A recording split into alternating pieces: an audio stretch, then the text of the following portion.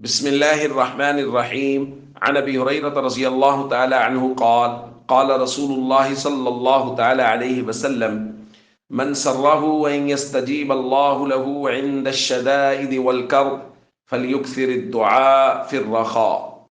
رواہ الترمذی۔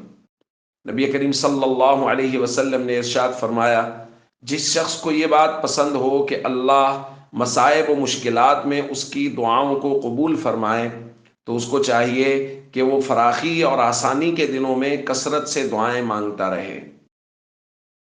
دوستو، تنگ حالات میں دعاؤں کی قبولیت کا بہترین وظیفہ ہے جو نبی کریم صلی اللہ علیہ وسلم نے اس روایت میں بیان فرمایا ہے، اور وہ یہ ہے کہ آسانی کے دنوں میں اور فراخی کے دنوں میں کثرت سے دعائیں مانگتے رہیں۔ اگر یہ چاہتے ہیں کہ مشکل حالات میں ہماری دعائیں قبول ہوں تو آسانی کے حالات میں اللہ سے کثرت سے فَلْيُكْثِرِ الدُّعَاء، بھائی کثرت کا مطالبہ ہے۔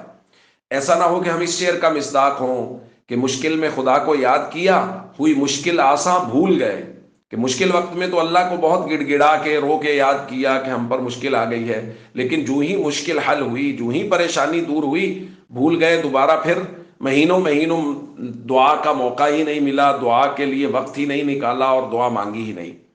تو یہ ایک بہت بہترین نسخہ ہے، اس کو ہمیشہ پلے باندھ لیں، ہر حال میں دعاؤں کا اہتمام کرتے رہیں۔ حالات اچھے ہیں تب بھی، وقتی طور پہ حالات تنگ ہیں تب بھی، اگر حالات اچھے ہیں اور دعائیں مانگ رہے ہیں تو تنگ حالات میں بھی اللہ تعالیٰ دعاؤں کو ضرور قبول فرمائیں گے۔